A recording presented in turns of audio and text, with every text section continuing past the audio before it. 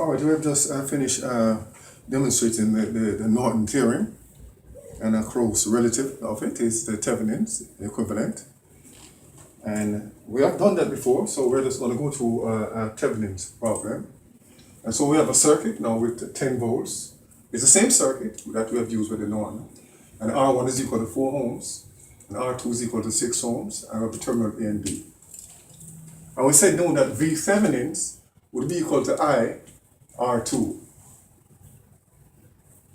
because we're going to replace it now with a voltage source V Thevenin's in series with R2.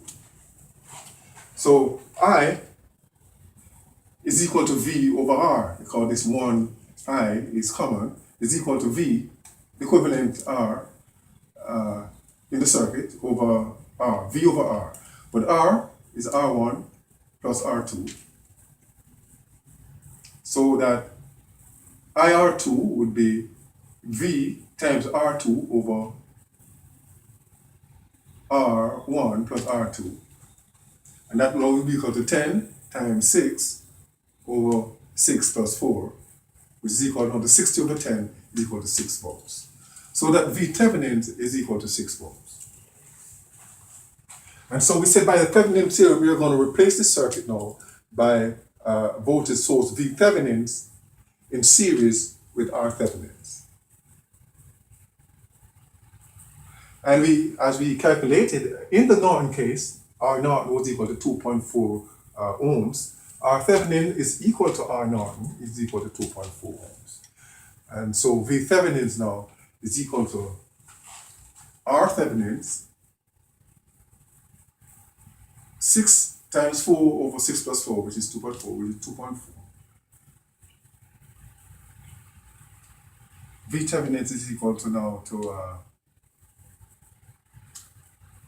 I times R Thevenin's.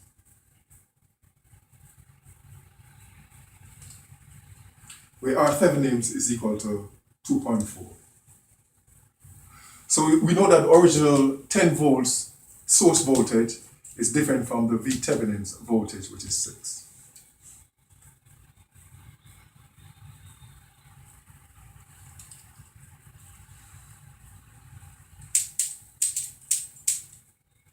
If we do another circuit here, we have now 12 volts, and we have R1 in this case is equal to 3 ohms, and R3 is equal to 5 ohms, and R2 is equal to 27 ohms. And we found in this case now that R Thevenin's will be equal now to 2 times 8 over 2 plus 8. Is equal to 16 over 10 is equal to 1.6 ohms. How did we get the 2 times 8? 5 plus 3, 8 ohms, and 2 ohms in parallel with 8 ohms. So 2 ohms in parallel with 8 ohms would be 2 times 8 over 2 plus 8, which is equal to 16 over 10, is equal to 1.6 ohms.